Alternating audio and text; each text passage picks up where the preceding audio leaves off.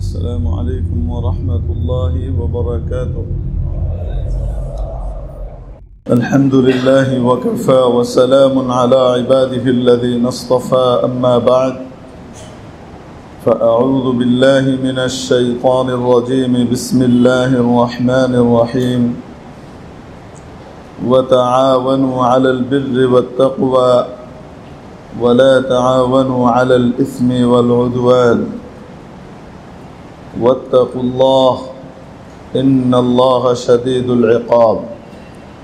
صدق الله مولانا العظيم وصدق رسوله النبي الكريم، ونحن على ذلك من الشاهدين والشاكرين، والحمد لله رب العالمين.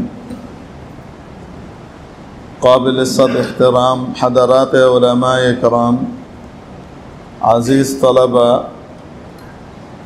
সর্বস্তরের সম্মানিত মুসল্লিয়ানে ইজাম, আল্লাহ জাল্লা শানুহু ওয়া আম্মা নওয়ালুহু আমাদের জন্যে বড় দয়া করুণার ব্যবস্থা করেছেন। ফলশ্রুতিতে আমরা তার মহান ঘরে হাজিরি দেবার তৌফিক লাভ করতে পেরেছি। শুকর আদায় করি আলহামদুলিল্লাহ। প্রিয় উপস্থিতি,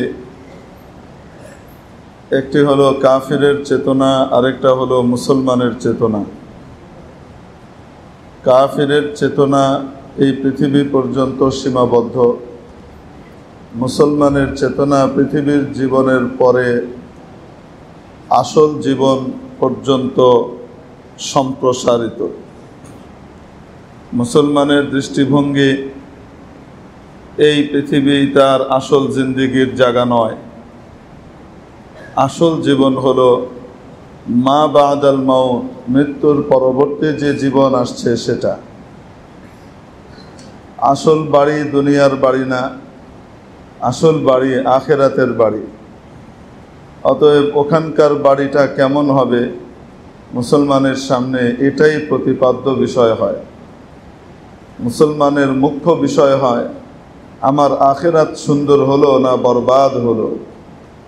আখেরাত যদি ধ্বংস হয়, পৃথিবীর সব কিছু তাকে দিয়ে দিলেও, ধন দৌলত ঐশ্বর্য ক্ষমতা ইজ্জত সম্মান নাম যশ খ্যাতি সব কিছু তাকে দিয়ে দিলেও সে সন্তুষ্ট হয় না, কারণ সে জানে এগুলো কিছুই না, আসল তো হলো আমার আখেরাত।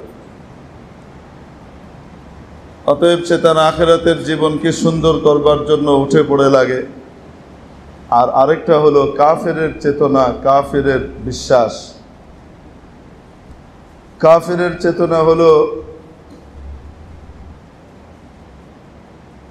এই পৃথিবী যা আছে তাই, অতএব এই পৃথিবীর পার্থিব জীবনটাকেই যেভাবে পারো সেভাবে টাকা পয়সাওয়ালা যুক্ত করো, যেভাবে পারো সেভাবেই ঐশ্বর্যমণ্ডিত করো, যেভাবে পারো সেভাবেই এই পৃথিবীতে নাম খ্যাতি যশ কুড়াও।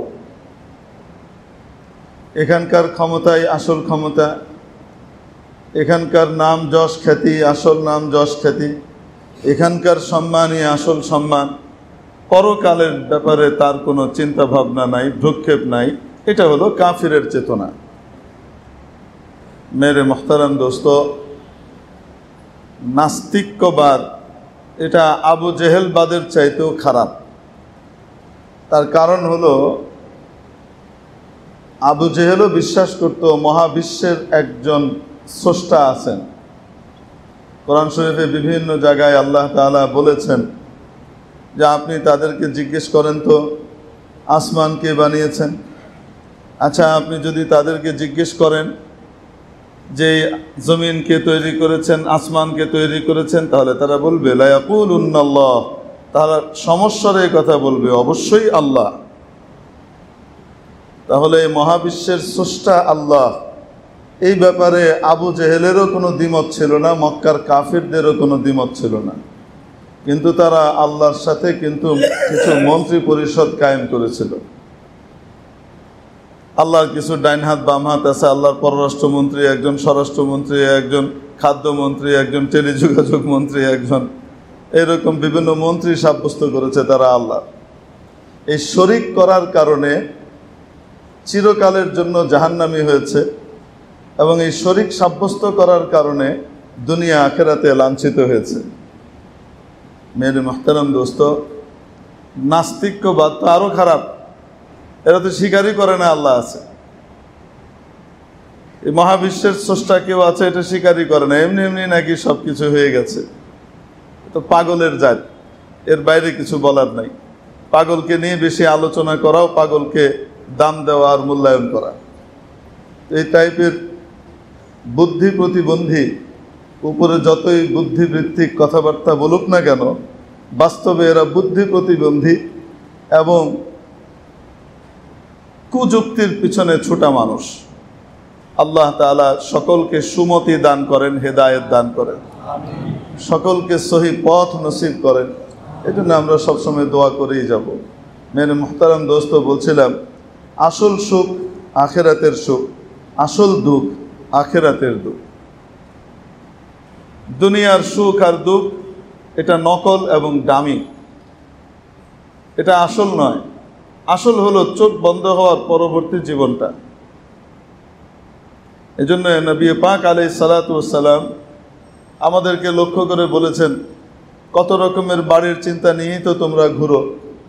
শোনো, বাড়ি তো মাত্র দুইটাই, আদ-দারু দারান, বাড়ি মাত্র দুটোই, ইম্মাল জান্নাতু আওয়ান নার, হয়তো জান্নাত নয় জাহান্নাম। বাড়ি দুটোই, চূড়ান্ত ফল দুটোই হবে, হয় জান্নাত হবে নয় জাহান্নাম হবে। ইমানদার তার সমস্ত কাজের সময় সামনে তার আখেরাত আর জান্নাতকে রাখে, যে আমি আমার আল্লাহকে সন্তুষ্ট করতে হবে। কে অসন্তুষ্ট হলো, কে বিরাগ ভাজন, কার বিরাগ ভাজন হলাম, এগুলো দেখার সময় নাই, এগুলো হিসেব কষার সময় নাই। আমার মূল জিনিস হলো আমাকে দেখতে হবে যে আমার আল্লাহ কিসে খুশি। ঠিক তদ্রূপ তার সামনে একটা জিনিসই থাকে, কে খুশি হলো দুনিয়ায়, দুনিয়ায় কি প্রাপ্তি ঘটলো, এটা হিসাব করার সময় নাই, এটা বিবেচ্য নয়। আসল বিষয় হলো যে আমার আল্লাহ, কাউকে খুশি করতে গিয়ে দুনিয়াতে আমি কি আমার আল্লাহকে নারাজ করে ফেললাম? আমি কি আমার আল্লাহকে নারাজ করে ফেললাম কি? যদি আমি আমার আল্লাহকে নারাজ করে ফেলি, তাহলে সারা পৃথিবীর সমস্ত ঐশ্বর্য ক্ষমতা সব কিছু আমাকে দিয়ে দিলেও তার চারানার দাম নাই, তার কোনো মূল্য নাই। এগুলো কাগজের টাকা। হুজুর, টাকা তো কাগজেরই আমরা দেখি।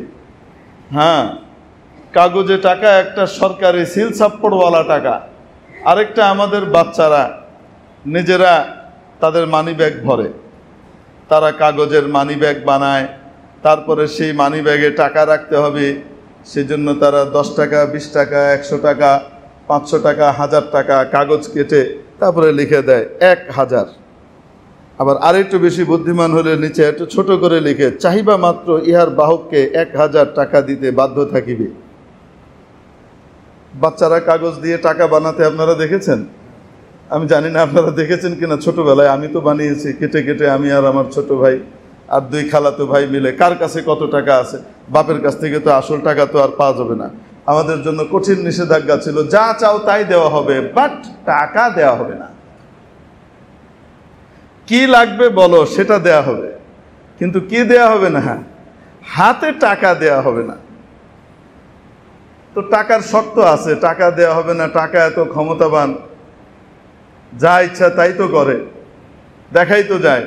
লাউলা তুকা লাকুলতু জাল্লাত কুদরাতুহু।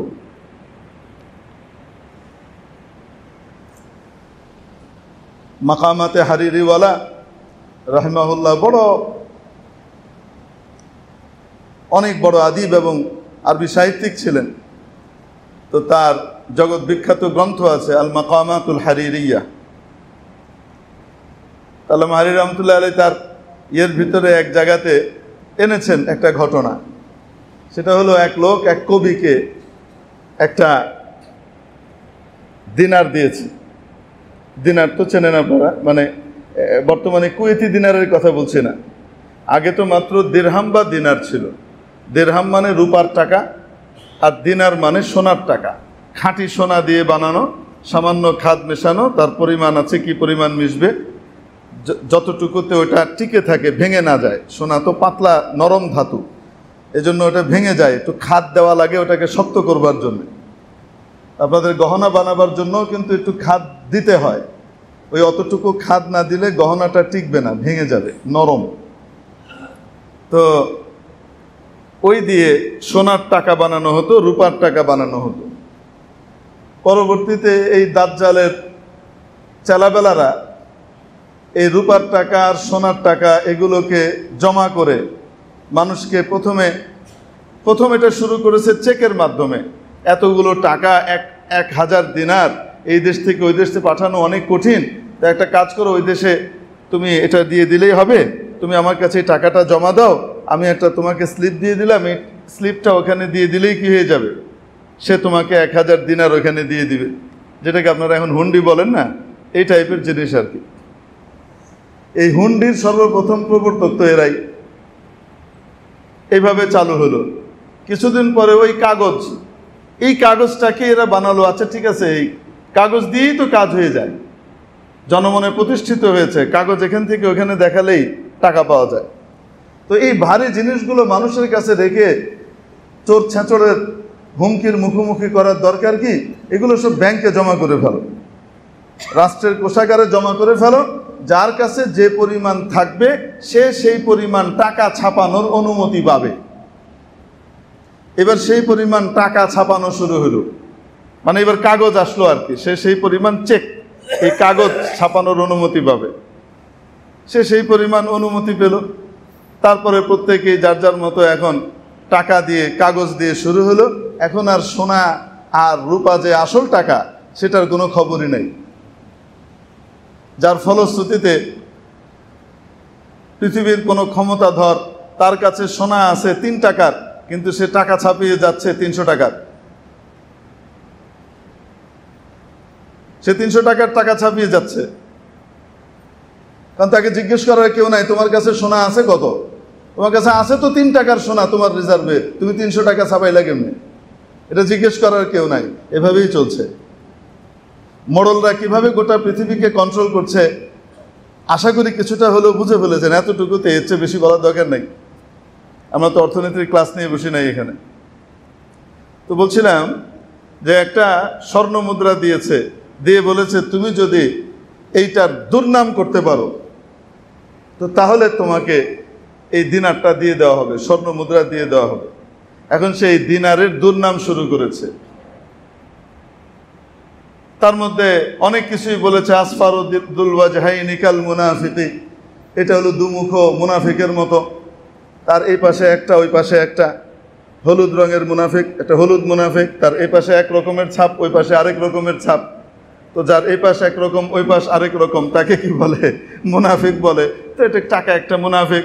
এটার কারণেই স্বামী স্ত্রীর ভিতরে বিভেদ বাধে, এটার কারণে ভাইয়ে ভাইয়ে শত্রুতা তৈরি হয়, এটার কারণে দুনিয়াতে যত ফিতনা ফাসাদ তৈরি হয়, বড় বড় সব এই হয়, এই করে সেই করে, টাকার কারণে যা দোষ আছে সে সব বলছে। তো এটা তাকে দিয়ে দেওয়া হয়েছে। দিয়ে আবার আরেকটা স্বর্ণ মুদ্রা নেওয়া হয়েছে, নিয়ে এবার বলা হয়েছে এটার যদি তুমি প্রশংসা করতে পারো এই বৈঠকে, তো তাহলে তোমাকে এটা দিয়ে দেওয়া হবে। এবার সে প্রশংসা শুরু করেছে।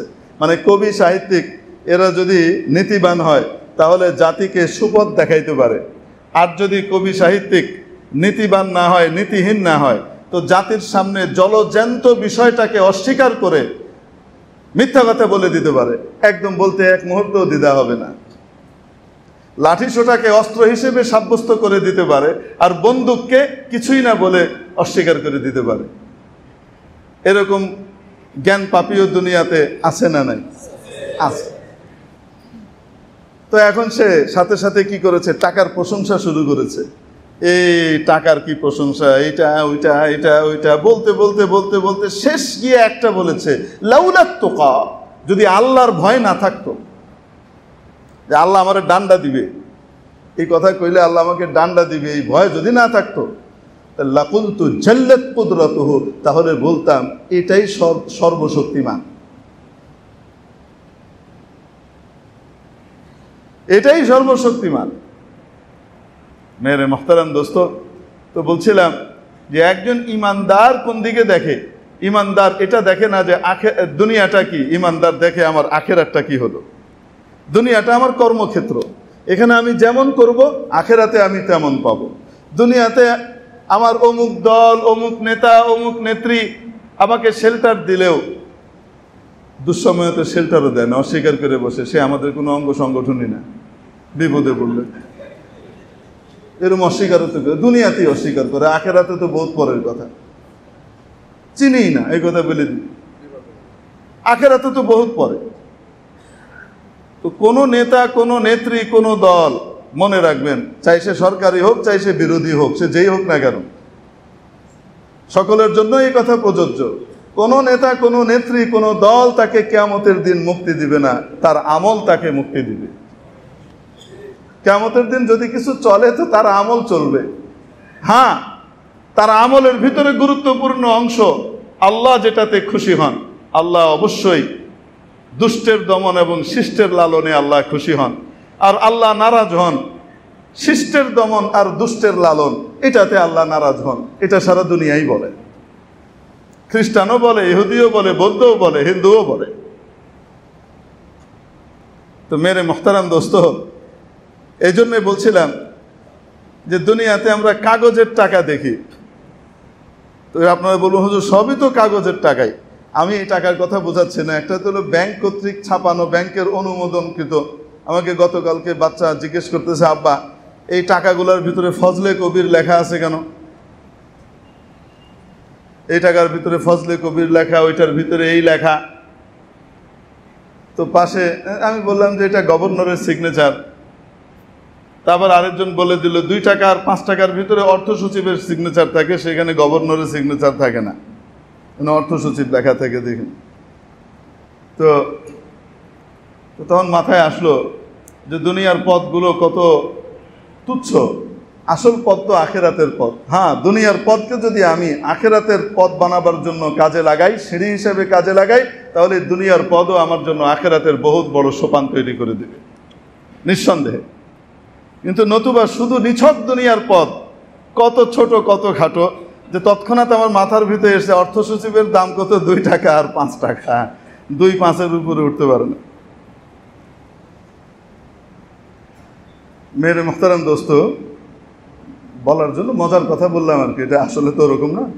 কিন্তু ওই যে বাচ্চা অবস্থায় আমরা টাকা বানাতাম, টাকা কাটতাম না, কাগজ কেটে, এই কাগজ কাটার জন্য আবার মাইর খেতে হইতো, কারণ আম্মার ওই যে কাপড় কাচার কাঁচি, ওই কাপড় কাটার ওই কাঁচি দিয়ে যখন নাকি কাগজ কাটা হতো, তখন আবার কাঁচির ধার একটু কমে যেত। আম্মা যেমনি কাপড়ে কাটা শুরু করতেন, সাথে সাথে ধরতে পারতেন যে এটার একটা উল্টো ব্যবহার হয়েছে। কে এটাকে দিয়ে কাগজ কেটেছে, তো সাথে সাথে আমার ছোট ভাই দেখায় দিতেন, ভাইয়া এনেছে, আমি পরে কেটেছি, ভাইয়া আগে এনেছে। অত ভাইয়ার দোষ, খাও মাই। ওই কাগজ কেটে আমরা টাকা বানাইতাম, 100 টাকা, কোনায় 50 টাকা। তখন তো 100 টাকাই বিশাল ব্যাপার, সর্বোচ্চ নোট ছিল 500 টাকা। 100 টাকা, 500 টাকা এরকম করে বানিয়ে আমরা ঘর ভরে ফেলেছি। কি খুশি, আমরা খেলার ভিতরে লেনদেন করছি, এটা ওইটা করছি, ওইটা কিনলাম, এটা কিনলাম। কিন্তু মেরে মুহতারাম দোস্ত, বলেন তো দেখি, বাস্তব দোকানে যখন এই টাকা নিয়ে যাব, চলবে তো? এই কাগজের টাকা বাস্তব দোকানে যখন নিয়ে যাব, চলবে না অচল? বুঝে থাকলে বলেন তো, এটা সচল না অচল? কেন? এটার উপরে ব্যাংক কর্তৃপক্ষের সিল নাই, অনুমোদন নাই। বাংলাদেশের সর্বোচ্চ প্রতিষ্ঠান, অর্থনৈতিক প্রতিষ্ঠান বাংলাদেশ ব্যাংক, তার কি নাই এখানে? অনুমোদন নাই। এই সর্বোচ্চ প্রতিষ্ঠানের অনুমোদন না থাকার কারণে এটা নিছক কাগজ, এটার কোনো দাম নাই। এটা একটা ফালতু জিনিস, এটার কোনো দাম নাই। কেউ যদি এটা দোকানে নিয়ে যায়, তাহলে দোকানদার হাসবে। দুনিয়ার দোকানদার হয়তো চিন্তা করবে, আরে বেচারা আসছে, ঠিক আছে, চাও একটা 4 আনার চকলেট দিয়ে দাও, অনেক টাকা দিছো তুমি, আচ্ছা ঠিক আছে নাও, তোমাকে একটা চকলেট দিলাম। একটা সান্ত্বনা কোনো দোকানদার দিতেও পারে, নাও দিতে পারে। মেরে মুহতারাম দোস্ত, ঠিক তেমনিভাবে দুনিয়ার যত কিছু আমরা দেখি, যদি এটার উপরে আল্লাহ রাব্বুল আলামিন আসমানের মালিক জমিনের মালিকের অনুমোদন না থাকে, তাহলে এটা কাগজে ঠোঙার মতো, কাগজে টাকার মতো, এটার কোনো দামই নাই, কোনো দাম নাই। আমার বিশাল কুরসি, আমার বিশাল সম্মান, আমার বিরাট পদ, আমার এই স্যালুট, আমার এটা আর ওইটা, এগুলার কোনো দাম নাই, কোনো দাম নাই, কোনো দাম নাই, যদি নাকি আল্লাহ রাব্বুল আলামিন খুশি না হয়ে থাকে। আর যদি আল্লাহ খুশি হয়ে থাকেন, আল্লাহ যদি আমার উপরে সন্তুষ্ট থাকেন আর খুশি থাকেন, তাহলে দুনিয়ার কে আমাকে মূল্যায়ন করেছে কে করেনি এটা পরোয়া করবারও সময় নয়। এটা তুচ্ছ, এটা নাথিং। তার দাম আল্লাহর কাছে অনেক বেশি।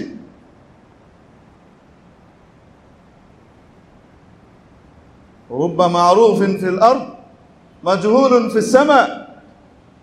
কত মানুষ দুনিয়াতে কত পরিচিত, কিন্তু আসমানে সে একেবারে অপরিচিত। আসমানওয়ালারা তাকে চিনেই না। দুনিয়ার মানুষ নিয়ে মেতে আছে, উনি আমেরিকার প্রেসিডেন্ট, উনি রাশিয়ার প্রেসিডেন্ট, উনি আধিপত্যবাদী শক্তির প্রেসিডেন্ট, উনি অমুক জায়গার প্রধানমন্ত্রী, অমুক এই সেই, হ্যাঁ, এরকম সবাই চেনে। দুনিয়ার ভালো হিসেবে চিনুক আর খারাপ হিসেবে চিনুক, সবাই চিনে উল্টিয়ে দিচ্ছে, কিন্তু আসমানে সে অপরিচিত, কেউ চেনে না তাকে। অপরদিকে দুনিয়াতে একদম অপরিচিত, কেউ তাকে চেনে না, তার কোনো মূল্যায়নও কেউ করে না। মারুফুন ফিস সামা। আর আসমানবাসীরা তাকে নিয়ে মেতে থাকে, তার কর্মকাণ্ড নিয়ে আলোচনা করতে থাকে, তার কর্মকাণ্ড নিয়ে, তার আমল নিয়ে তারা গবেষণা করতে থাকে। আরে বাপরে বাপ, এই লোকটা কত বুদ্ধিমান যে সে আল্লাহর কত নিকটে চলে গেছে। তো আসল জিন্দেগি তো আখিরাতের জিন্দেগি, আসল জিন্দেগি তো দুনিয়ার জিন্দেগি না। যে মানুষ এ কথা মনে করবে যে আমার আসল জিন্দেগি আখিরাতের জিন্দেগি, সে প্রতি মুহূর্তে আমার দুনিয়ার যে কোনো কাজকর্মে সে সামনে রাখবে যে আমার আল্লাহ আমার উপরে এটার কারণে খুশি হবেন না নারাজ হবেন। যদি আল্লাহ নারাজ হন, তাহলে যেই বলুক না কেন আমি এই কথা মানতে বাধ্য নই, আমি করব না। না খেয়ে থাকতে পারবো, কিন্তু তারপরেও আল্লাহকে নারাজ করতে পারবো না। আমার বাচ্চারা না খেয়ে থাক, তারপরেও আমি আল্লাহকে নারাজ করতে পারবো না। কারণ আমার এই না খেয়ে থাকা, এই সত্যের পথে অটল থাকতে গিয়ে আমার এই বাচ্চাদের না খেয়ে থাকা, এটার প্রতিটার আজর বিনিময় আমি আল্লাহর কাছে আখিরাতেও পাবো, দুনিয়াতেও পাবো। রিজিক দেওয়ার মালিক তো আল্লাহ। মুসলমানের বিশ্বাস তো হলো রিজিক দেওয়ার মালিক কে? আল্লাহ। আল্লাহ নেককারকেও রিজিক দেন, সৎ মানুষকেও রিজিক দেন, চোরকেও দেন, ডাকাতকেও দেন। কিন্তু ডাকাত সে আল্লাহর হালাল পথ পরিহার করে সে হারাম পথের দিকে যায়, তাই সে যে পথে যায় আল্লাহ তাকে সেদিক থেকে দেন। চোর আল্লাহর হালাল পথকে ছেড়ে, আল্লাহ যেহেতু তাকে স্বায়ত্ত শাসন দিয়েছেন দুনিয়াতে, স্বায়ত্ত শাসন মানে কিছু এখতিয়ার তাকে দিয়ে রেখেছেন। ভালো মন্দ রাস্তা তোমাকে দেখিয়ে দিলাম, এবার ভালো মন্দ রাস্তা যে কোনো একটাকে এখতিয়ার করার ক্ষমতা, এখতিয়ার করার বিবেচনা বোধ তোমাকে আমি দিয়ে রেখেছি। তুমি কাজে লাগিয়ে ভালোটা নিবা না খারাপটা নিবা, এটা তোমার। আর সেন্ট্রাল ক্ষমতা আল্লাহ নিজের কাছে রেখে দিয়েছেন। তুমি যেদিকে যাবা আমি সেদিকেই তোমাকে কি করব, ছাড় দিয়ে রাখবো। হ্যাঁ, তুমি যদি আমার খুশির পথে অগ্রসর হও, আমি তোমাকে হেল্প করব, আমি তোমাকে সাপোর্ট করব, আমি তোমাকে পেছন থেকে এগিয়ে দেব যেন তুমি এটাকে সম্পন্ন করতে পারো। আর যদি মন্দ কাজের দিকে যাও, আমার ক্ষমতা আছে বাধা দেওয়ার, কিন্তু আমি তো তোমাকে এখানে ছাড় দিয়েছি, তোমার কাজকর্মের ভিত্তিতেই তোমাকে জান্নাত জাহান্নাম পেতে হবে, লিহাজা অতএব আমি তোমাকে বাধা দিব না, আমি তোমাকে বাধা দিব না। তুমি মন্দ কাজের দিকে যেতে চাও, তুমি সুদ ঘুষের পথে যেতে চাও, তুমি মিথ্যের দালালির পথে হাঁটতে চাও, আমি তোমাকে বাধা দেব না। হ্যাঁ, আমার ক্ষমতা আছে, কিন্তু আমি বাধা দেব না। আল্লাহ তাআলা কি করে রেখেছেন? ছাড় দিয়ে রেখেছেন এই দুনিয়ায়। বান্দা যেই পথ এখতিয়ার করবে, আল্লাহ তাবারাক ওয়া তাআলা সেই পথে তার জিনিস তাকে কি করবেন, সরবরাহ করবেন, পৌঁছাবেন। মেরে মুহতারাম দোস্ত, তবে আল্লাহ তাআলা নিজের কুদরত এবং ক্ষমতা দেখাবার জন্য মাঝে মাঝে তার সেন্ট্রাল ক্ষমতা প্রয়োগ করেন, মাঝে মাঝে প্রয়োগ করেন।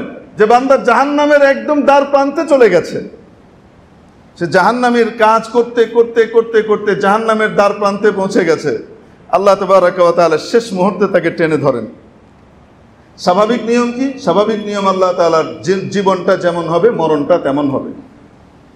জীবনটা যদি নেককারের হয় মরণটা নেককারের হবে, জীবনটা যদি বদকারের হয় মরণটা বদকারের হবে।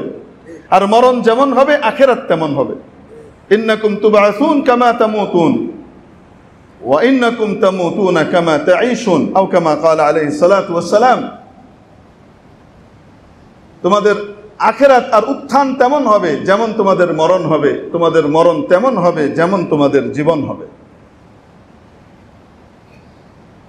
স্বাভাবিক নিয়ম আল্লাহ তাআলার যে জীবন যেমন মরণ তেমন, কিন্তু আল্লাহ এটা বদলানোর ক্ষমতা রাখেন কিনা?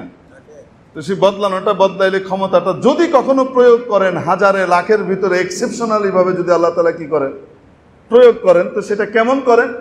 যে জাহান্নামের দ্বার প্রান্তে চলে গেছে, বাস মরণটা বাকি, মৃত্যুটা আসবে আর জাহান্নামে সোজা যাবে, ঠিক সেই মুহূর্তে আল্লাহ তাআলা তাকে টেনে ধরেন, তার দিলের ভিতরে অদ্ভুত এক পরিবর্তন তৈরি করে দেন। সে তওবা করে ফেলে, জীবনের সবকিছু থেকে মাফ চেয়ে আল্লাহর কাছে একেবারে পুত পবিত্র হয়ে যায় এবং কান্নাকাটি করে সে পাগল পারা হয়ে যায় যে কোন বান্দার কি হক নষ্ট করেছি, তার কাছে গিয়ে মাফ চাই। এটার জন্য সে পাগল হয়ে যায়, অস্থির হয়ে ছুটাছুটি করতে থাকে। এর কিছুদিনের ভিতরে তার মওত আসে, আল্লাহ তাবারাকা ওয়া তাআলা তাকে জান্নাতি হিসেবে লিখে নেন। এটা তো এক্সেপশনাল বিষয়, কিন্তু আল্লাহ তাআলা দুনিয়াতে ছাড় দিয়ে রেখেছেন। কেউ যদি হারাম তরিকায় খেতে চায় তাকে হারাম তরিকায় খাওয়ার ব্যাপারে আল্লাহ বাধা দিবেন না। আর যদি কেউ হালাল তরিকায় খেতে চায় আল্লাহ তাকে হেল্প করবেন, সাপোর্ট করবেন, বান্দা আমি তোমাকে ব্যবস্থা করে দিচ্ছি, চলো। হাদিস শরীফের মধ্যে আসে কোনো ব্যক্তি অনাহারে আছে, অনাহারে আছে মানে কোনো খাদ্য দ্রব্য নাই তার কাছে, সে পানি খেয়ে বেঁচে আছে। তো পানি খেয়ে বেঁচে থাকা এটাকে খাওয়া বলে না, পানিকে পান করা বলে আরবিতে। আরবিতে পানির জন্য আলাদা শব্দ, শুরব, পান করা। কখনোই তারা পানি খাওয়া এটা কখনোই বলে না যে পানি খেয়েছে। কেউ আমাল্লাম তামহু ফাইন্নাহু মিন্নি, হুজুর এখানে যে তমের কথা বলছে এটা তম বিমানা স্বাদ, মানে খাদ্য অর্থে নয়। তো যাই হোক, কেউ যদি খাবার দাবার নাই তার কাছে, সে না খেয়ে আছে, হারাম পন্থা তার সামনে খোলা, সে হারাম পন্থায় যায় নাই, সে হালালের উপরে টিকে আছে। সত্যের উপরে টিকে থাকার কারণে, অন্যায় আদেশ না মানার কারণে সে চাকরিচ্যুত হয়েছে, চাকরি ছেড়ে দিয়েছে, অন্যায়ের সমর্থন করবে না, জুলুমের ভিতরে সে শরিক হবে না, কিয়ামতের দিন হত্যাকারী হিসেবে উঠবে না। এই জন্য সে আল্লাহর কাছে দায়মুক্ত থাকবার জন্য দরকার হলে চাকরি ছেড়ে দিয়েছে, অথবা সে অন্যায় আদেশকে পালন করে নাই, এই জন্য চাকরিচ্যুত হয়েছে। খাওয়া নাই, দেওয়া নাই, কয়দিন?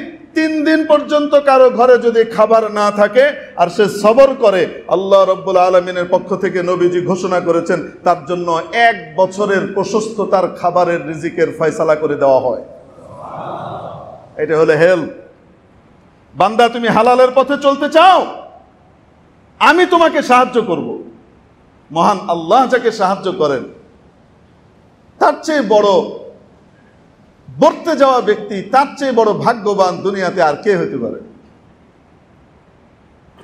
আর হারামের পথে চললাম, অন্যায় অবিচারকে সমর্থন করলাম।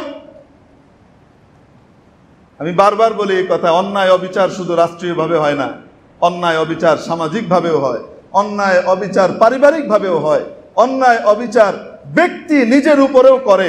যখন সে নিজে জান্নাতের পথকে রুদ্ধ করে নিজেকে জাহান্নামের পথে ঠেলে দিতে থাকে, সে নিজের উপর অবিচার করে। এজন্য কিয়ামতের দিন তাকে বলা হবে যে ব্যক্তি অন্য কারোর উপরে জুলুম করে নাই, কিন্তু সে আল্লাহর হুকুম না মেনে জাহান্নামী হয়েছে, তাকেও জালেম বলা হবে। কি অর্থে জালেম বলা হবে? তুমি নিজের উপরে জুলুম করেছো। তোমার জন্য তো আল্লাহ জান্নাতের মেহমানখানা খুলে দিয়েছিলেন, আল্লাহ নিজের রয়্যাল গেস্ট হাউস ওপেন করে দিয়েছিলেন। তুমি সেই জান্নাতে না গিয়ে তুমি জাহান্নামের পথে গেলা, তো তুমি নিজের উপরে অবিচার এবং জুলুম করলা না? এই জন্য আমরা যখন ওই যে নামাজের মধ্যে দোয়া পড়ি, নামাজের মধ্যে দোয়া পড়ি না, নামাজের শেষ বৈঠকে সবাই তো পড়ি, শুধু হুজুররা পড়ে না, সবাই মুসলমান বলতেই পড়ে। যারা রাজনীতি করে না শুধু তারাই পড়ে না, রাজনীতি যারা করে তারাও পড়ে। সরকারি দল আওয়ামী লীগ করলে তারাও পড়ে, বিরোধী দল বিএনপি করলে তারাও পড়ে, জাতীয় পার্টি করলে তারাও পড়ে। বলেন না কেন? যে কোনো নামাজি এই দোয়াটা পড়ে, পড়ে না? পড়ে না? দরুদ শরীফের পরে একটা দোয়া পড়ি না আমরা? বলেন তো সেই দোয়াটা কি? আল্লাহুম্মা ইন্নী যালামতু নাফসি যুলমান কাসীরা ওয়া লা ইয়াগফিরুদ যুনুবা ইল্লা আনতা ফাগফির লি মাগফিরাতাম মিন ইনদিকা ওয়ারহামনি ইন্নাকা আনতাল গফুরুর রহিম। আল্লাহুম্মা ইন্নী যালামতু নাফসি, ইয়া আল্লাহ আমি আমার নিজের উপর জুলুম করেছি, অত্যাচার করেছি। যুলমান কাসীরা, অনেক অনেক অনেক অত্যাচার। ইয়া আল্লাহ আমি আমার নিজের উপর বড় ধরনের জুলুম আর অত্যাচার করেছি। কি কারণে? কারণ আমি গুনাহ করেছি। এই অত্যাচার থেকে মুক্তির উপায় কি? ওয়ালা ইয়াগফিরুদ যুনুবা ইল্লা আনতা, এই গুনাহগুলোকে কেউ মাফ করতে পারে না, কেউ ক্ষমা করতে পারে না, একমাত্র আপনি আল্লাহ। গুনাহ মাফ করার জন্য তো একমাত্র আপনিই আছেন। ফাগফির লি মাগফিরাতাম মিন ইনদিকা, অতএব আপনার পক্ষ থেকে আপনি বিশেষ মাগফিরাত আর ক্ষমা আমাকে দান করেন। আপনার পক্ষ থেকে আপনি আপনার বিশেষ ক্ষমা আমাকে দান করেন, আমি গুনাহ করেছি। ওয়ারহামনি, আমার উপর দয়া করেন। ইন্নাকা, নিশ্চয়ই আপনি মহা ক্ষমাশীল, অতিশয় দয়ালু। আপনি দয়া করে আমাকে ক্ষমা করেন। প্রতি নামাজের সময় এই কথা বলি কি বলি না? এই কথা বলে আবার জালিমের সহায়ক কিভাবে হই, জালিমের পক্ষপাতিত্ব কিভাবে করি, এই কথা বলে আবার ইসরায়েলের পক্ষে নিজের নামটা কিভাবে লেখাই।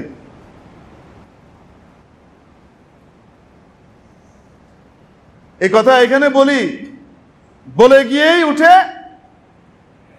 ইসরায়েল আর তার দোসর, তাদের অনুগামী অনুকরণকারী যারা আছে তাদের সমর্থনে আবার কথা বলি।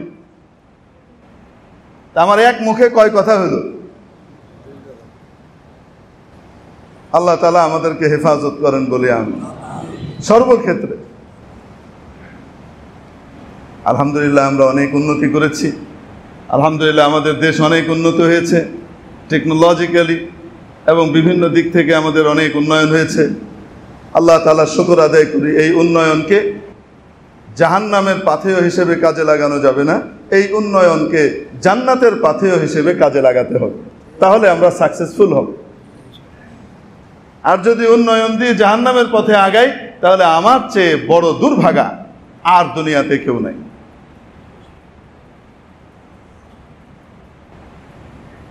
আল্লাহু আকবার, আল্লাহু আকবার, আল্লাহু আকবার।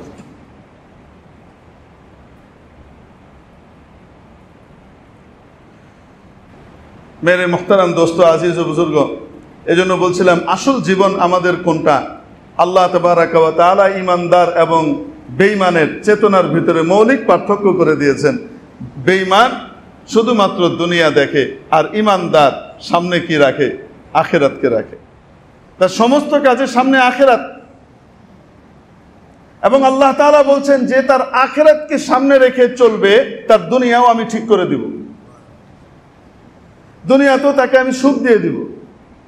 আর যে তার দুনিয়াকেই শুধু সামনে রাখবে, আখিরাতকে সামনে রাখবে না, দুনিয়াতে যদি তার বরাদ্দে আমি কিছু লিখে রাখি, সে যা চাবে তাই তো পাবে না। আমি যা বরাদ্দ রেখেছি ওইটাই সে পাবে। ওয়ামা লাহু ফিল আখিরাতি মিন নাসিব, আখিরাতে তার কোনো অংশই নেই। সে চিরস্থায়ী হতভাগা, জাহান্নামের অতল গহ্বরে নিপতিত হয়ে থাকবে। এজন্য মেরে মুহতারাম দোস্ত, আমলের দাম। আমল মানুষকে হয়তো সর্বোচ্চ শিখরে আরোহণ করায়, আর আমল মানুষকে একেবারে অধপতিত করে ছেড়ে দেয়। জবান আর মুখের সদ্ব্যবহার মানুষকে আসমানে উঠায়, মুখের অপব্যবহার তাকে তার সম্মানের সর্বোচ্চ শিখর থেকে নামিয়ে মানুষের পায়ের তলে আর কমোডের ভিতরে ঢুকিয়ে দেয়। জলজান্ত প্রমাণ আপনাদের সামনেই, এগুলো বলার কিছুই নেই।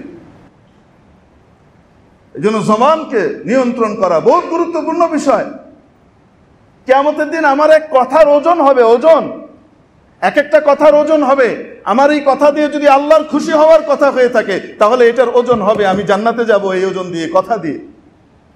আর একটা কথা, অনেক বড় বড় আমল করেছি, কিন্তু একটা কথা আল্লাহকে অসন্তুষ্ট করে দিয়েছে, সেই অসন্তুষ্ট করা কথাটার ওজন এত ভারী হয়ে যাবে যে আমার আমল, ওই তসবিহ তাহলিল, সকালের কোরআন তেলাওয়াত, বিকালের তাহাজ্জুদ, রাতের এটা সেটা যা আছে, এগুলা কিছুই কাজে লাগবে না, সব জাহান্নামে নিয়ে ফেলে দিবে। একটা কথার ওজন এত বেশি। একবার রাসূল পাক সাল্লাল্লাহু আলাইহি ওয়াসাল্লাম নবীজির সামনে একবার আম্মা জান আয়েশা সিদ্দিকা রাদিয়াল্লাহু তাআলা আনহা ছিলেন। আপনারা জানেন রাসূল পাক আলাইহিস সালাতু ওয়াস সালাম তার প্রথম স্ত্রী হযরত আম্মা জান খাদিজাতুল কুবরা রাদিয়াল্লাহু তাআলা আনহা জীবিত থাকা অবস্থায় কোনো বিয়ে শাদী করেননি। আল্লাহ তাআলা ওই অবস্থায় তাকে আদেশও করেন নাই যে অমুককে বিয়ে করেন। 25 বছরের জীবন কাটিয়েছেন এক বুড়ির সাথে। নবীজির নিজের বয়স হলো 25, আর স্ত্রী 2 ঘর থেকে বিধবা হয়ে এসেছে, এমন এক মহিলা একসাথে বিয়ে হয়েছে, তার বয়স 40। এভাবে পার করেছেন 25 বছর। নবীজির বয়স যখন 50, তখন আম্মাজান খাদিজাতুল কুবরা রাদিয়াল্লাহু তাআলা আনহা ইন্তেকাল করেন, দুনিয়া থেকে চলে যান। এরপরে আল্লাহ তাবারক ওয়া তাআলা নবীজিকে আদেশ করেন, আপনি অমুককে বিয়ে করেন, অমুককে বিয়ে করেন। নবীজি আল্লাহর আদেশে কি করেছেন? বিয়ে শাদী করেছেন। মেরে মুহতারাম দোস্ত, তো আম্মাজান আয়েশা সিদ্দিকা পরবর্তীদের ভিতরে বা আগ পর মিলিয়ে একমাত্র কুমারী স্ত্রী নবীজির ছিলেন একজন, হযরত আম্মাজান আয়েশা রাদিয়াল্লাহু তাআলা আনহা। বাকি সকলেই হয় তালাকপ্রাপ্তা নয়তো বিধবা।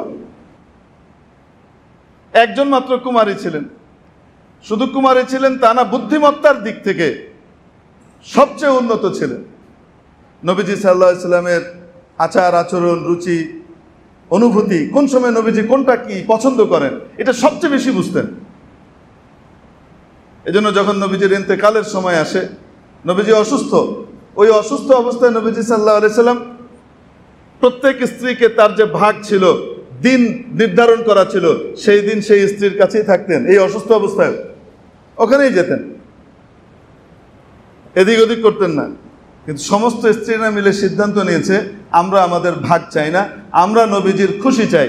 নবীজি সাল্লাল্লাহু আলাইহি সাল্লামের শান্তি এবং খেদমত সবচেয়ে বেশি এই মুহূর্তে করতে পারেন আয়েশা, অতএব আয়েশার কাছে নবীজিকে আমরা দিয়ে দিই, আমরা আমাদের অধিকার ছেড়ে দিলাম। ইয়া রাসূলুল্লাহ, আপনি আয়েশার কাছে থাকেন, আমরা এখানে এসে আপনার খেদমত করব।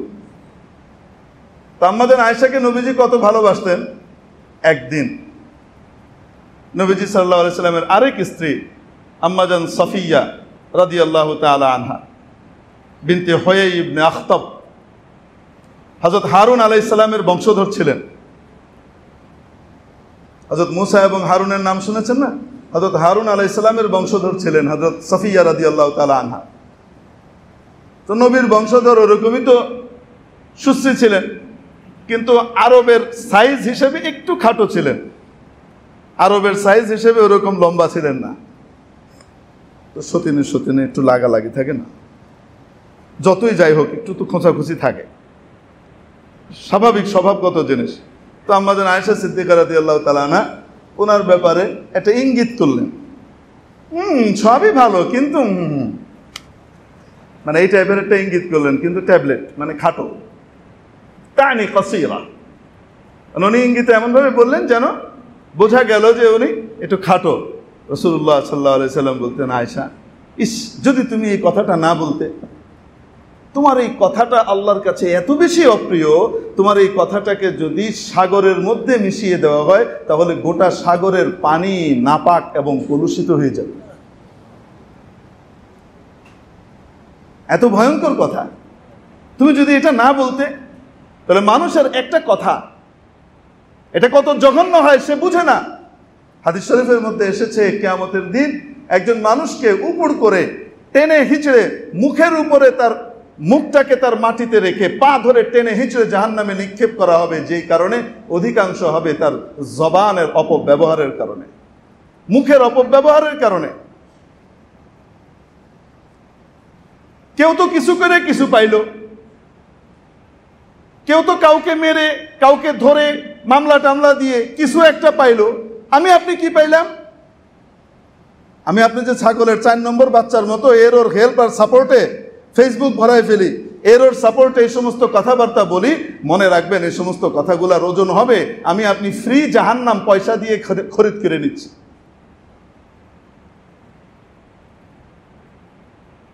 এজন্য ওয়া তাআওয়ানু আলাল বিররি ওয়াত তাকওয়া,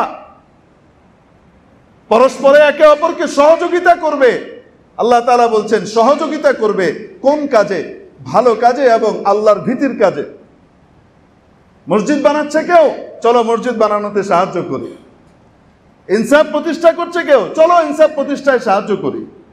ভালো কাজ করছে কেউ, চলো ভালো কাজে তাকে সাহায্য করি। ওয়ালা তাআওয়ানু আলাল ইসমি ওয়াল উদওয়ান, গুনাহ এবং অবাধ্যতার কাজে, আল্লাহর অবাধ্যতার কাজে খবরদার কেউ কাউকে পরস্পরে তোমরা সহযোগিতা করো না, কারণ এটার দ্বারা ক্ষতি তোমার সবচেয়ে বেশি হবে। ভালো কাজে সাহায্য করলে লাভ তোমার নিজের হবে, পচা কাজে সাহায্য করলে ক্ষতি তোমার নিজের হবে। কিয়ামতের দিন তোমাকে আওয়ামী লীগ নেত্রীও বাঁচাবে না, বিএনপি নেত্রীও বাঁচাবে না, তোমাকে এরশাদ সাহেবও বাঁচাবে না, অন্য কোনো দলের নেতাও বাঁচাবে না। কিয়ামতের দিন যদি তোমাকে বাঁচতে হয় তাহলে তোমাকে নিজের আমল দিয়ে বাঁচতে হবে।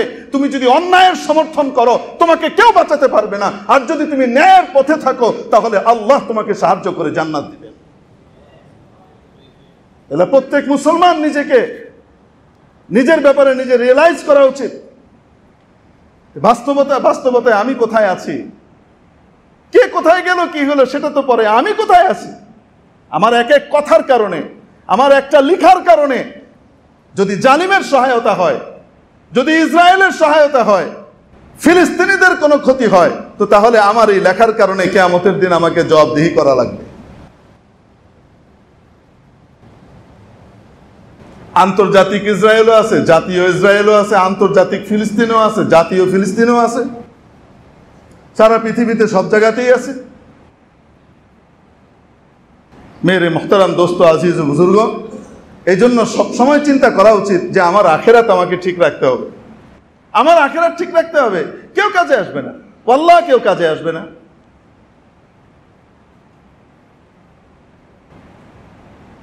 কাজে যদি আসে তো কে আসবে? আমার আমল আসবে। আবার অপরদিকে একটা কথা আল্লাহর কাছে পছন্দ হয়ে গেছে, তার এই কথাটা, এই কথার কারণে তার জান্নাতের ফয়সালা হয়ে যায়। একটা কথা, যেন কথা বলার ক্ষেত্রেও খুব সতর্ক থাকা উচিত। কাজের ক্ষেত্রে তো সতর্ক থাকবই, কথা বলার ক্ষেত্রেও সতর্ক থাকবো। আমি যদি মজলুমের পাশে না থাকতে পারি, কমপক্ষে জালিমের সহায়তা যেন আমার কথা দিয়ে না হয়, সেটা আমাকে মাথায় রাখতে হবে।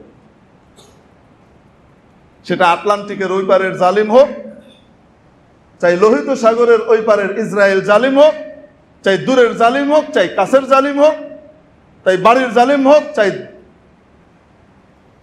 বাইরের জালিম হোক, যেখানকারই হোক না কেন, জালিমের পাশে আমি নাই। এই সিদ্ধান্ত প্রত্যেককে নিজেকে নিতে হবে। না নিলে কি হবে? হুজুরের কথা না মানলে কি হবে? কিছুই হবে না। শুধু চোখ বন্ধ করা পর্যন্ত অপেক্ষা করো, সেদিন দেখবা সেই হুজুরই তোমার আসলে সবচেয়ে কাছের মানুষ ছিলেন, যিনি তোমাকে জান্নাতের রাস্তাটা দেখাইছিলেন। তুমি সেই রাস্তাটা নাও নাই, সেদিন মনে হবে হায় আমি কাকে বন্ধু হিসেবে গ্রহণ করেছিলাম। ওয়ায়াউমা ইয়া'আদ্দু আয-যালিমু আলা ইয়াদাইহি وقول يا ليتني لم أتخذ فلانا خليلا لقد أضلني عن الذكر بعد إذ جاءني وكان الشيطان للإنسان خذولا। কিয়ামতের দিন একজন ব্যক্তি তার হাত কাটতে থাকবে। নবীজির যুগের একটা ঘটনাকে কেন্দ্র করে এই আয়াত অবতীর্ণ হয়। এক লোক নবীর বিরুদ্ধাচরণ করে গিয়ে যোগ দিয়েছে কার সাথে? নবীর বিরুদ্ধের লোকের সাথে, তার সাথে বন্ধুত্ব পাতিয়েছে। ওই বন্ধুত্বের কারণে সে নবীর ন্যায় কথাকে সমর্থন করতে পারে নাই, নবীজির বিরোধিতায় অবতীর্ণ হয়েছে। আল্লাহ তাআলা বলেন কিয়ামতের দিন এই লোক উঠবে আর এভাবে নিজের হাত কামড়ে কেটে ফেলবে, খেয়ে ফেলবে। ওয়ায়াউমা ইয়া'আদ্দু আয-যালিমু আলা ইয়াদাইহি, তার দুই হাত কামড়ে কামড়ে সে খেয়ে ফেলবে, কেটে ফেলবে।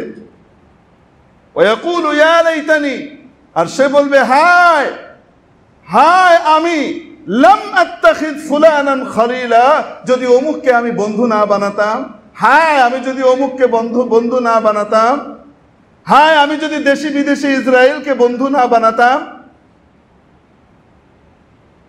আমি যদি নেতানিয়াহুকে বন্ধু না বানিয়ে আমি যদি মজলুমের পক্ষে থাকতাম, ইয়া লাইতানি লাম আত্তাখিদ ফুলানান খলিলা, কেন এই বন্ধু আমাকে আসল সঠিক পথ থেকে বিচ্যুত করেছে, তার মোহ তার মায়া আমাকে সঠিক পথ গ্রহণ করতে দেয় নাই। লাকাদ আদাল্লানি আনি যিকর, আল্লাহর স্মরণ থেকে আমাকে কি করেছে, বিচ্যুত করে দিয়েছে।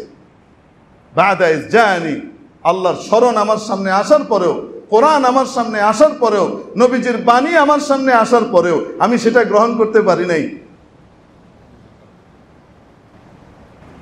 মেরে মুহতারাম দোস্ত, আজিজ ও বুজুর্গ, এই জন্যে আল্লাহু আকবার, শাপলা চত্বরকে কেউ রঙিন করে তারপরে ঠাট্টাও করেছিল, রং মেখে নাকি পড়েছিল। আল্লাহ তাআলা ইনশাআল্লাহ সবকিছুর জবাব দিবেন, আল্লাহ ইনশাআল্লাহ জবাব দিবেন, আমরা কেউ কিছুই বলবো না ইনশাআল্লাহ তাআলা। হ্যাঁ, রাস্তা একটা খোলা আছে, সে রাস্তা হলো ভুল করে ফেলেছি, তওবা করে ফেললাম, আর কোনোদিন এই পথে হাঁটবো না, মাফ চেয়ে নিলাম, বড় ভুল করেছি, আর জীবনে এরকম করব না, আল্লাহ আমাকে মাফ করে দেন, যাদের হক নষ্ট করেছি তাদের কাছে ক্ষমা চেয়ে নিলাম। আল্লাহ তাআলা গফুরুর রহিম, আল্লাহ তাআলা রাস্তা খোলা রেখেছেন, আছে রাস্তা খোলা।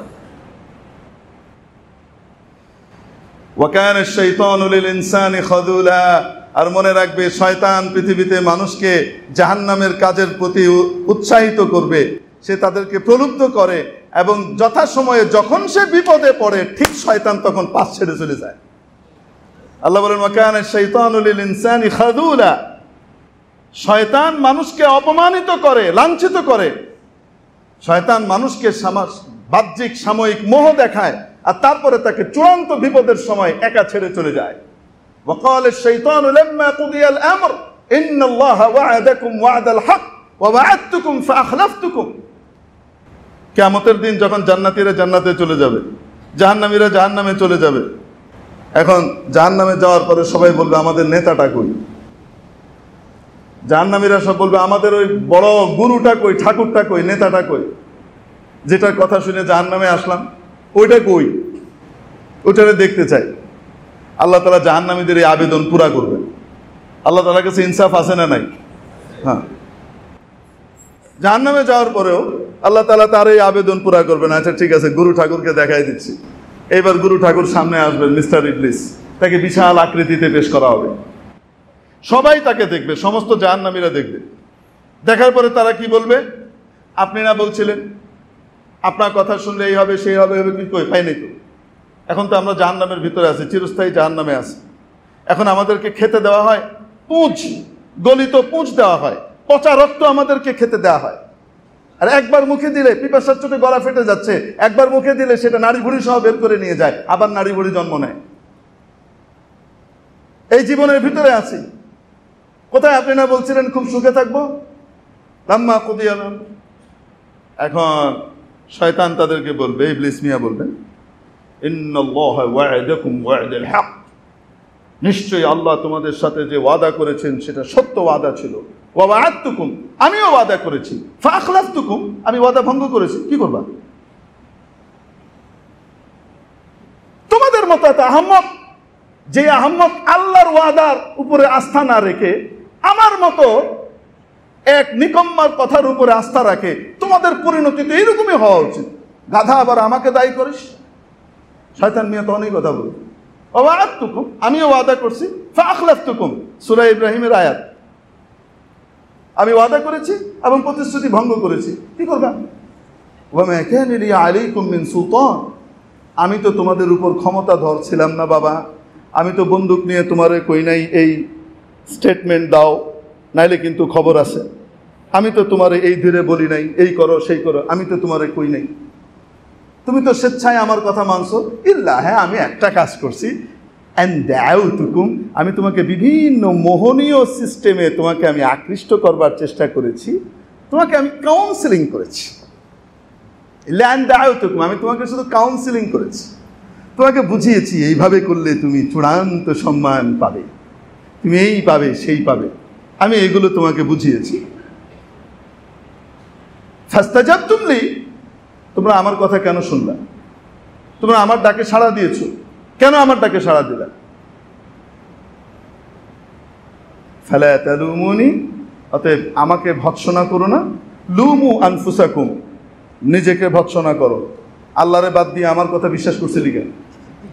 শরম করে না, হায়া করে না, আবার আমারে জিজ্ঞাস।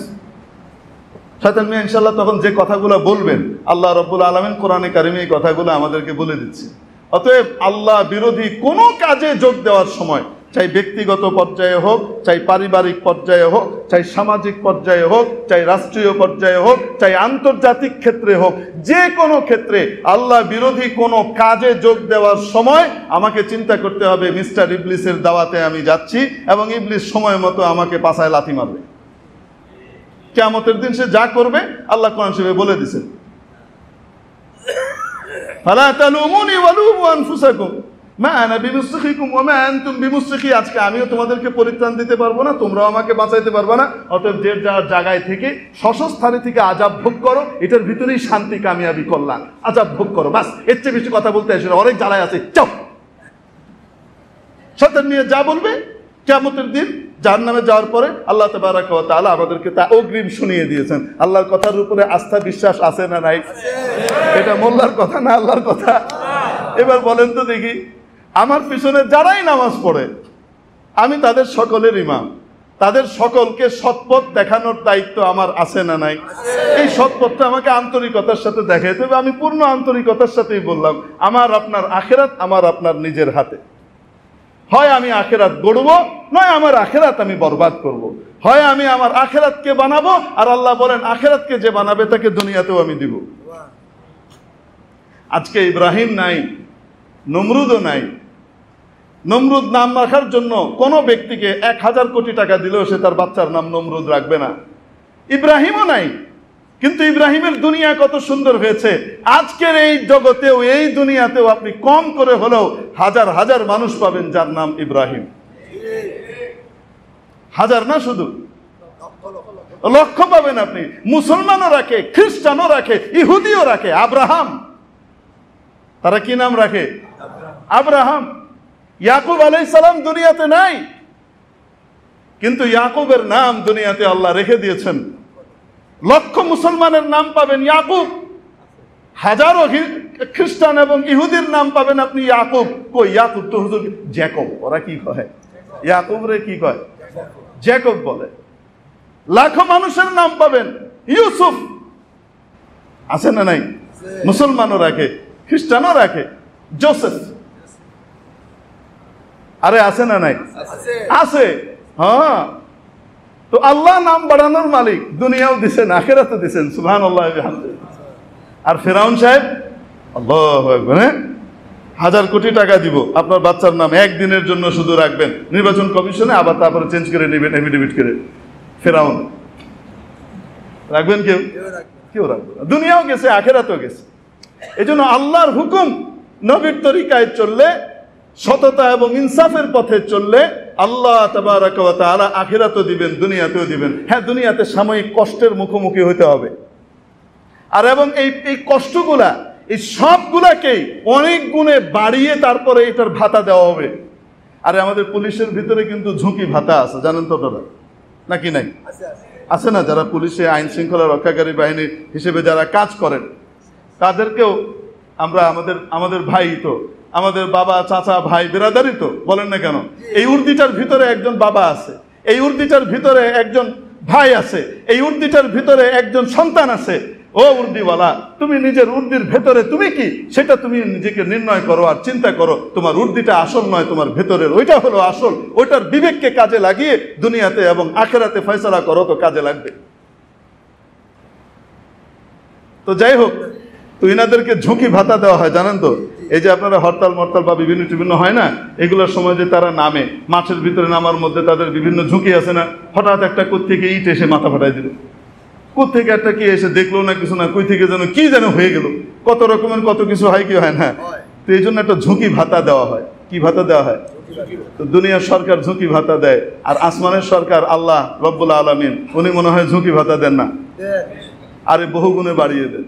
যে বান্দা সবর করে, ধৈর্য ধরে, দুনিয়ার যে কোনো বিপদ আপদে আল্লাহর কথা মানতে গিয়ে তাকে বিপদের মুখোমুখি হইতে হয়েছে, তাও সে ধৈর্য ধরে সবর করে, আল্লাহ তাবারাকা ওয়া তাআলা তাকে দুনিয়াতেও দেন, আখিরাতেও দেন, অনেক গুণে বাড়িয়ে দেন। এজন্য শুধু দুনিয়া নয়, কাফেরের চেতনা নয়, মুসলমানের চেতনা, ইমানদারের চেতনা, নবীদের চেতনা, আখিরাতকে সামনে রেখে আমার জিন্দেগিকে আমি চালাবো। ওয়ামান কাতালা মুমিনান মুতাআম্মিদান ফাজাযাউহু জাহান্নামু খালিদান ফিহা ওয়া গাদিবা আল্লাহু আলাইহি ওয়া লা'নাহু ওয়া আ'আদ্দা লাহু আযাবান আযীমা। কোরআন এবং হাদিসের ভিতরে, কোরআনে কারিমে এই বিষয়ের চাইতে, যে বিষয়টা আমি এখন বলছি, এই শব্দের চাইতে, এই গুনাহের চাইতে বেশি হুমকি ধমকি আল্লাহ আর কোনো গুনাহের ক্ষেত্রে দেন নাই। একটা গুনাহ বলবো নাকি আপনাদেরকে? হ্যাঁ, নবীজি এই গুনাহটাকে আকবারুল কাবাইর সাবউনের ভিতরে অন্তর্ভুক্ত করেছেন। কবিরা গুনাহ তো অনেক আছে, বড় গুনাহ তো অনেক আছে। যেই গুনাহ, কবিরা গুনাহ মানে একটা গুনাহ সারা জীবনের সমস্ত নেকিকে ম্লান করে দিতে পারে। সমস্ত নেকি এক পাল্লায়, একটা কবিরা গুনাহ এক পাল্লায়, এটা ভারী হয়ে সবগুলাকে জাহান্নামে নিয়ে যেতে পারে। কবিরা গুনাহ মানে এই। তো কবিরা গুনাহ 7টার ভিতরে একটা, ওয়া কাতলুন নাফস, কোন নিরপরাধ প্রাণকে, মানুষকে হত্যা করা, চাই সে কাফের হোক, চাই সে মুসলমান হোক, সে হিন্দু হোক, খ্রিস্টান হোক, বৌদ্ধ হোক, যেই হোক না কেন,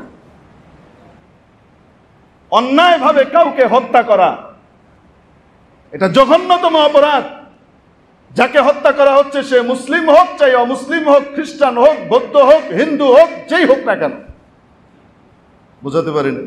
অন্যায়ভাবে কাউকে হত্যা করা। আর যদি কেউ কোনো মুসলমানকে হত্যা করে তাহলে তার অবস্থা কি? রব্বুল আলামিন কোরআনে কারীমে ইরশাদ করছেন, ওয়ামান কাতালা মুমিনান মুতাআম্মিদান, ইচ্ছাকৃতভাবে যদি কেউ কোনো মুসলমানকে হত্যা করে, ফাজাযাউহু জাহান্নাম, তার 1 নম্বর সাজা হলো, শুনে রাখো, চিরকালের জাহান্নাম। জান্নাতে যেতে পারবে না, যত কিছুই থাক না কেন, জাহান্নামে যাওয়াই লাগবে। ফাজাযাউহু জাহান্নাম খালিদান ফিহা, চিরকাল থাকবে। কাফেরও চিরকাল থাকবে, এই হত্যাকারীও চিরকাল থাকবে। চিরকাল থাকবে অর্থ কি?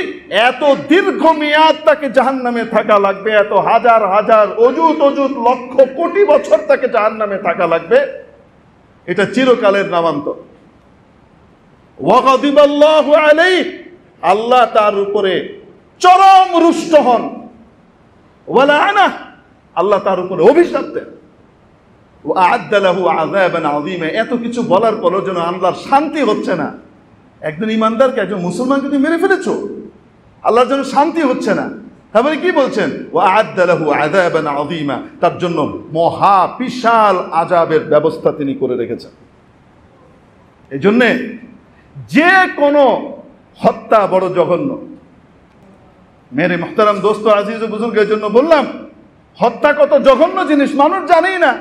রাজনৈতিক কারণে, সামান্য গদি ক্ষমতার জন্য, ছাড়ার বা পাবার জন্য যে কোনো হালতে মানুষ খুন করাকে বৈধ মনে করে ফেলে। টাকা দিয়ে বলে যে অমুককে ফেলে দে, অমুককে ছেড়ে দে, অমুককে শেষ করে দে, আবার ধমক দেয়, আগুনে পুড়িয়ে দেওয়া হবে, হাত জ্বালিয়ে দেওয়া হবে, এই করা হবে, সেই করা হবে, এই সমস্ত হুমকিও দেয়। মেরে মুহতারাম দোস্ত বুজুর্গ জানে না যে তার আখেরাত আর দুনিয়া সে দুইটাই বরবাদ করে দিচ্ছে। তার দুনিয়াও শেষ, আখেরাতও শেষ। এজন্য যে কোনো রকমের কবিরা গুনাহ থেকে নিজেকে বাঁচাবো। যদি কাউকে সাহায্য করতে হয় তাহলে ভালো কাজে সাহায্য করব। ওয়ালা তাআওয়ানু আলাল ইসমি ওয়াল উদওয়ান, গুনাহের কাজে, জুলুমের কাজে কাউকে কখনো তোমরা সাহায্য করো না। আল্লাহ রাব্বুল আলামিনের এই নির্দেশকে মেনে চলবো, নিজের আখিরাতকে গড়বো। ওয়া আখিরু দাওয়ানা আলহামদুলিল্লাহি রাব্বিল আলামিন। 4 রাকাত ক্বাবলা জুমআহ সুন্নাত পড়ে।